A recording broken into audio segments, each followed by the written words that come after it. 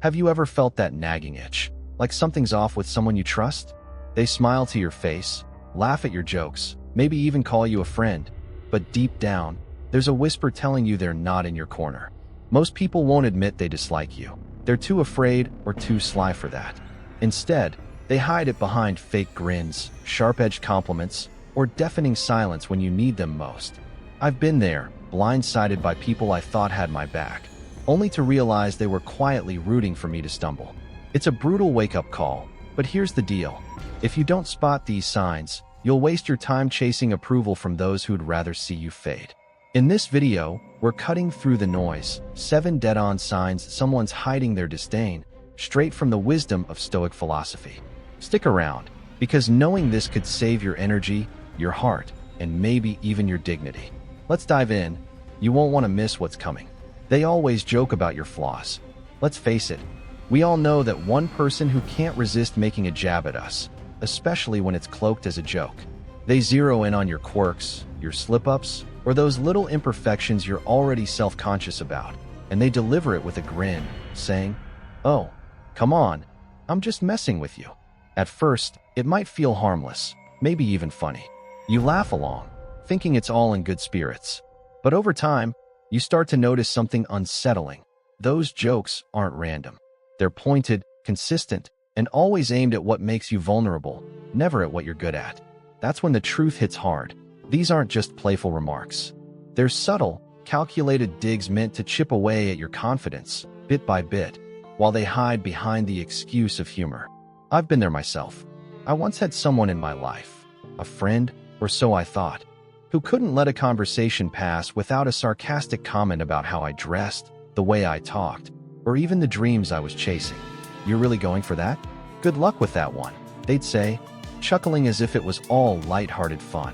I'd smile, shrug it off, and tell myself they didn't mean anything by it.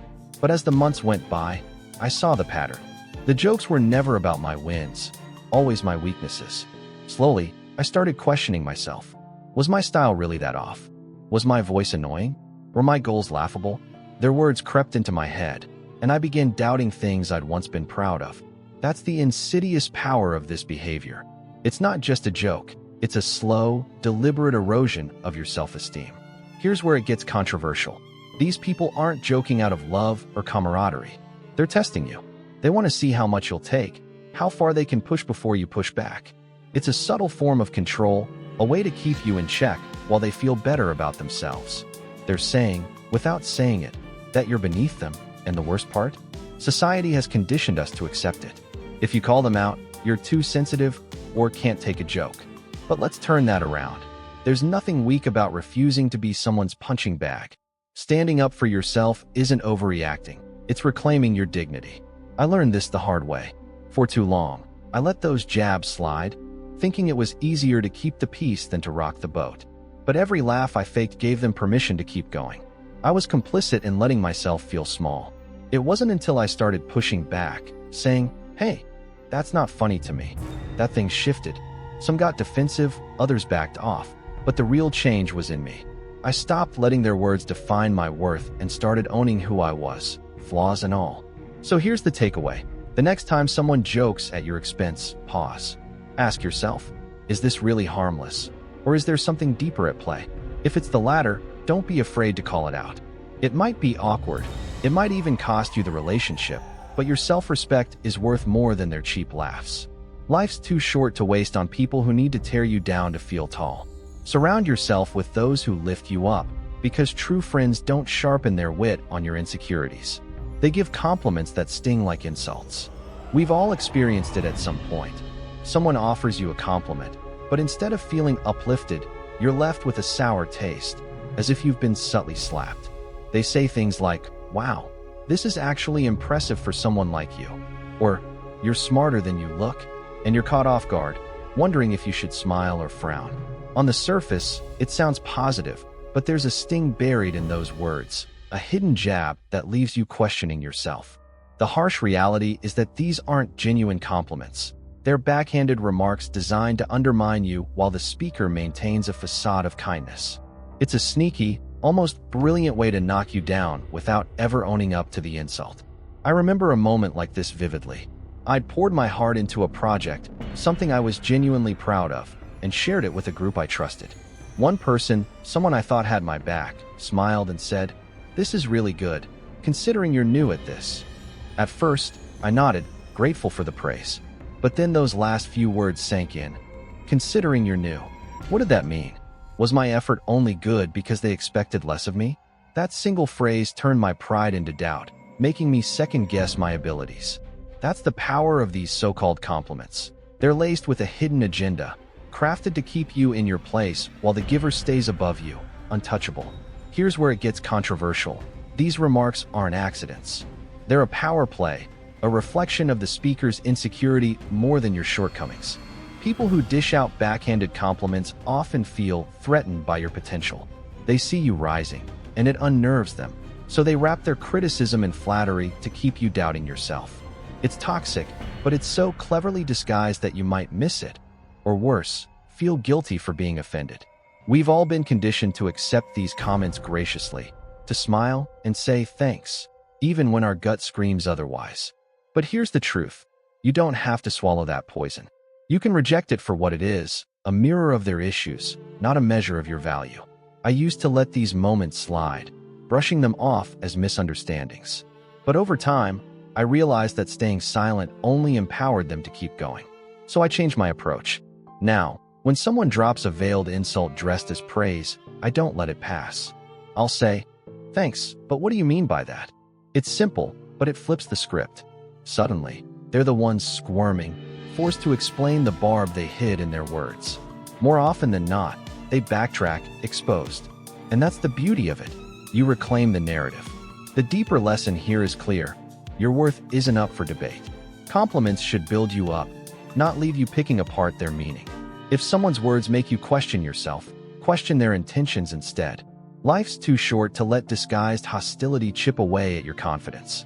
Surround yourself with people who celebrate you without strings attached, because real support doesn't come with a sting. They subtly exclude you from plans. There's a quiet sting that comes with realizing you've been left out. Those small, nagging moments when you see your so-called friends enjoying a dinner, a party, or a spontaneous hangout you weren't invited to. They'll brush it off with excuses. "Oh, it was a last-minute thing," or "We figured you were busy." At first, you might buy it, chalking it up to an oversight. But when it happens again and again, the truth becomes impossible to ignore. This isn't an accident. It's a deliberate choice to exclude you, subtle enough to avoid confrontation, but clear enough to send a message. They don't value you as much as you thought, and they're hoping you'll just fade away without making a fuss. I've felt this sting more times than I'd like to admit. One weekend, I scrolled through my phone and saw photos of a group I considered close friends laughing together at an event I'd have loved to join. Not a single text, call, or heads up came my way beforehand. When I asked about it later, the responses were predictable. "It was so spontaneous," or "We didn't want to bother you."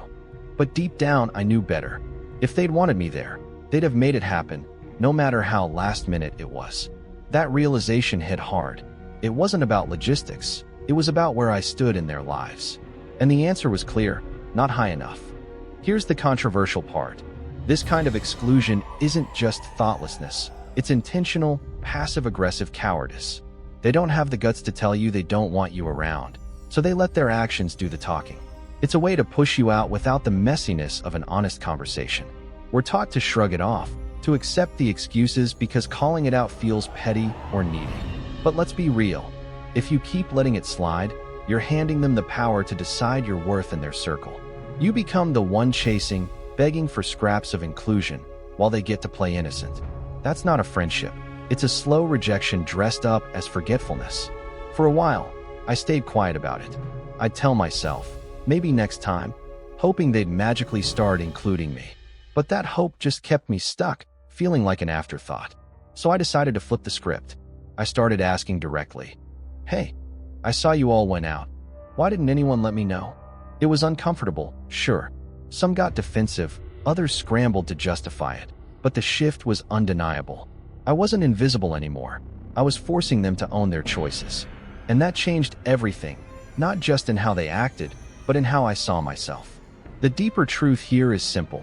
People who want you in their lives make the effort, period. If they're consistently leaving you out, it's not a mistake, it's a statement. Don't waste your energy on those who treat you like a backup option. You deserve to be surrounded by people who see your presence as a priority, not an inconvenience. Call it out, face the answers, and walk toward those who truly want you there, because you're worth more than being left on the sidelines. They're only busy when it comes to you. We've all heard the line, "Sorry, I've been so busy lately, I can't hang out." It's the perfect excuse, isn't it? After all, who isn't juggling a million things these days? But then you notice something off. They're posting photos of coffee dates with mutual friends, laughing at parties, or catching up with everyone, except you. When you reach out, their schedule magically fills up, but for others, they always seem to find a slot. The cold truth sinks in. They're not too busy. They're just too busy for you. And that realization stings because it's not about time. It's about priorities. I've lived this pattern more times than I care to count. There was a friend I used to be tight with, someone I'd shared countless good moments with. But when I tried to reconnect, suggesting a quick meetup or even a phone call, their responses were always the same. "Work's crazy right now," or "let's try next week." Meanwhile, I'd see them out with others, living it up, no sign of that overwhelming schedule they claimed. It took me too long to see it for what it was. I wasn't a priority anymore. They weren't swamped. They were choosing who to make time for, and I didn't make the cut. Here's where it gets controversial. We've been trained to accept busy as a legitimate reason to be sidelined. It's polite, it's vague, and it lets them off the hook without a fight. But let's cut through the noise. People make time for what matters to them. If they're consistently unavailable for you but not for others, it's not a scheduling conflict, it's a choice. They're keeping you at arm's length, dangling just enough hope to avoid a real confrontation. It's a passive way of saying, "You're not worth my effort," without ever having to own up to it. And the worst part? We often let it slide, convincing ourselves they'll come around when their calendar clears, except it never does. I used to buy into those excuses, waiting patiently for my turn. But patience only left me feeling like a backup plan. So I started calling it out. "Hey, you seem to find time for everyone else. Why not me?" It wasn't easy, and the answers weren't always pretty. Some dodged, some apologized, but it gave me clarity. I stopped chasing and started valuing my own time. That shift was liberating. It reminded me I didn't need to beg for anyone's attention. The takeaway is this: your energy is precious. Don't waste it on people who can't be bothered to fit you in. If they're perpetually busy when it comes to you, they're showing you where you stand, low on their list.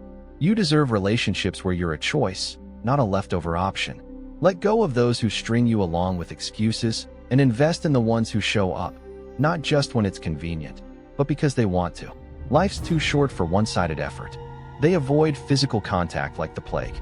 Physical touch is one of those unspoken threads that tie us together as humans. A handshake, a pat on the back, a friendly hug. It's not just about romance. It's a basic way we connect, show trust, and build comfort. So what does it mean when someone goes out of their way to dodge even the smallest gesture of contact with you? It's more than a quirk. It's a signal, loud and clear, that they're not at ease around you. If they recoil when you reach out or keep a stiff distance while being warm and tactile with everyone else, it's a glaring hint. They're keeping you at arm's length, literally and emotionally. I've seen this play out firsthand. I once worked with someone who seemed friendly enough, chatty, smiling, all the right words. But every time I offered a handshake or a casual shoulder tap, they'd pull back like I was contagious. At first, I brushed it off. Maybe they just weren't a touchy person. Then I noticed something. They'd hug colleagues, high-five others, and lean in close during conversations, just not with me. It wasn't imagination, it was selective. That avoidance started to feel personal, and eventually, I realized it was more than a preference. It was a wall they were putting up, a quiet way of saying they didn't want me in their space. Here's where it gets controversial. Physical contact isn't just about personality. It's a barometer of connection. Sure, some people aren't naturally affectionate, and that's fine. But when they're fine touching everyone except you, it's not about them being non-tactile. It's about you. They're uncomfortable, maybe even repelled, and they're letting their body language spill the truth their words won't. We've all been on both sides of this at some point. Dodging a hug from someone we're not vibing with, or feeling the sting when someone flinches at our approach. It's awkward, it's human, but it's also revealing. When it's consistent, it's a red flag that the relationship isn't as solid as you might hope. For a while, I ignored those signs. I'd tell myself it didn't matter, that their standoffishness was just their style. But the more I paid attention, the more I saw it mirrored how they treated me overall: distant, guarded, disconnected. So I started addressing it. "Hey, I've noticed you pull away a lot. What's up?" The conversations weren't easy. Some brushed it off, others got awkward, but they forced honesty into the open. Sometimes it clarified things. Other times, it confirmed the gap I'd sensed. Either way, it freed me from guessing. The deeper message is this: don't dismiss what their body tells you. Avoiding touch isn't just a habit. It's a statement about trust and closeness. If they're keeping you at a physical distance, chances are there's an emotional one too. You deserve relationships where connection feels natural, not forced, where a hug or a handshake isn't a battle. Life's too short to linger with people who shrink from you. Seek those who meet you halfway, in every sense. They disappear when you need support. There's nothing like a crisis to show you who's really in your corner. When life gets rough, when you're reeling from a loss, a setback, or just need a steady voice, true friends step up. But what happens when the people you count on vanish the moment you're vulnerable? They're all smiles during the good times, quick to join the laughter and celebrations. But when the storm hits, they're gone. Radio silent or armed with flimsy excuses like, "I'm swamped," or "I'll get back to you." It's not just flaky behavior. It's a glaring sign they're not as invested in you as you are in them. And that betrayal cuts deep. I learned this lesson the hard way. A while back, I hit a rough patch, something personal that shook me to my core. Naturally, I turned to the friends I'd supported through their own lows, expecting at least to check in. Instead, I got nothing. No calls, no texts, just a void where I'd hoped for solidarity. Later, I'd hear things like, "Oh, work's been crazy," or "I meant to reach out," while seeing them carry on with others as if my struggle didn't exist. It wasn't just disappointing, it felt like a punch to the gut. I'd been there for their breakups and breakdowns, but when I needed them, they couldn't spare a minute. Here's the controversial truth. People love to promise they'll always be there, but many only show up when it's easy. When your life gets messy, they bail, not because they're too busy, but because they don't care enough to deal with your mess. It's a selfish, convenient exit, leaving you to shoulder the weight alone while they dodge the discomfort. We're taught to excuse it, to nod and say, "I get it, everyone's got their own stuff." But real support isn't about convenience. It's about showing up when it's hard, when it's inconvenient, when you'd rather be anywhere else. Their disappearance isn't a fluke, it's a choice, and it screams where you rank in their world. I used to let it slide, clinging to the hope they'd come through eventually. But that only left me bitter, questioning why I'd invested so much in one-sided bonds. So I stopped waiting and started seeing it for what it was, a filter. When I called it out, "I needed you, and you weren't there." Some squirmed, others faded entirely. It hurt, but it clarified who mattered. I shifted my focus to the few who stayed, who texted, who listened, even when it wasn't fun. The takeaway? Don't waste your heart on fair-weather friends. If they vanish when you're down, they're not failing you. They're showing you they were never truly there. Let their absence sharpen your vision. Invest in those who weather the storm with you, not just the sunshine. Life's too short for half-hearted loyalty. Hold tight to the ones who prove they're real, because they're the ones worth keeping. They gossip about you behind your back. Gossip is a wildfire. It spreads fast, burns deep, and leaves wreckage in its wake. When someone you trust takes your words, twists them, and shares them behind your back, it's not just idle chatter. It's a betrayal that poisons the roots of any relationship. They might act warm to your face, all smiles and nods, but the second you're out of earshot, they're spilling your secrets or painting you in a bad light. It's a clear sign they don't respect you, no matter how friendly they seem up front.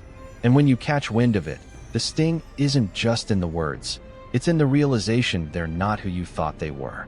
I've been there, and it's a gut punch. I once opened up to someone I considered a close friend about a personal struggle.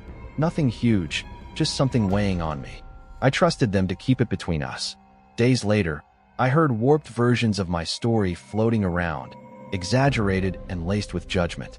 It wasn't a casual slip, it was deliberate, turned into fodder for entertainment. The person I'd confided in had taken my vulnerability and handed it out like gossip candy. all while grinning to my face like nothing had changed. That breach of trust didn't just hurt. It made me question every bond I'd built. Here's the controversial angle. Gossip isn't harmless venting, it's a power move. People who talk about you behind your back aren't just sharing. They're weaponizing your life to feel better about theirs. It's a cheap, cowardly way to climb over you without facing you head on. They undermine your reputation, erode your trust, and get away with it because it's all whispers in the shadows. And here's the kicker. If they're dishing dirt about others to you, but they're doing the same about you when you're not around. It's not a one-off, it's who they are. We often downplay it, thinking, oh, it's just talk.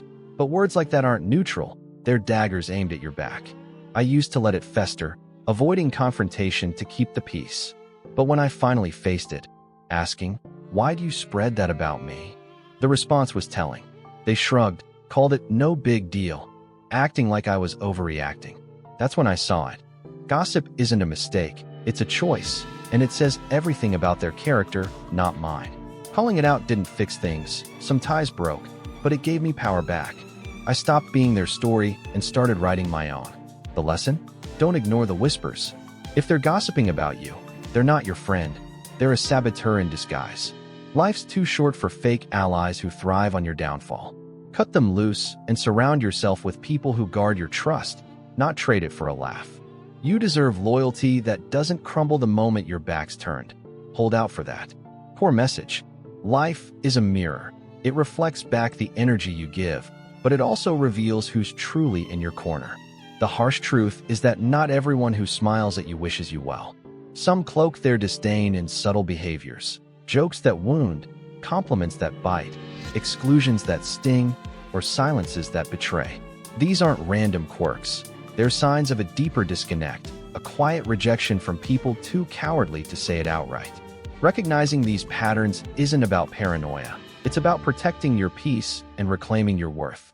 You don't have to waste your days deciphering mixed signals or begging for respect from those who'd rather see you falter. Think about it. The friend who jabs at your flaws isn't teasing out of love. They're chiseling at your confidence. That backhanded compliment isn't praise. It's a leash to keep you doubting. Being left out of plans isn't an oversight. It's a choice to push you aside. When they're too busy for you but not for others, it's not their schedule talking. It's their priorities. The one who dodges your touch isn't just shy, they're walling you off. And when they vanish in your darkest hour or whisper your secrets behind your back, it's not carelessness. It's a neon sign they don't value you. These moments pile up, and if you let them, they'll dim your light. But here's the power. You can see them for what they are and walk away. This isn't about bitterness, it's about clarity. We've all been conditioned to shrug off these slights, to laugh along, to make excuses for others because confronting them feels messy. But every time you do, you hand over a piece of your dignity. The controversy lies here. Tolerating disrespect isn't noble, it's a trap. You're not too sensitive for calling out a cruel joke or a betrayal. You're awake. You're not needy for wanting inclusion or support. You're human. The real strength isn't in enduring silently. It's in standing tall, setting boundaries, and choosing who gets to stay in your orbit. Life's too fleeting to cling to relationships that drain you.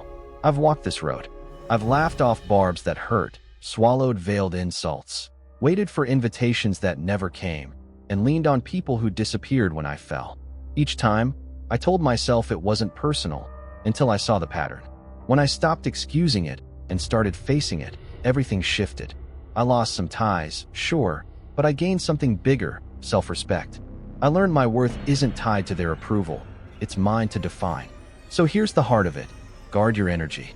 Seek out those who lift you, who show up, who honor you without games or hidden knives. Let go of the ones who dim your shine, whether through words, actions, or absence, because they've already shown you who they are. You're not here to be a punching bag, a footnote, or a ghost. You're here to live fully, surrounded by people who see your value and reflect it back. That's the circle worth building.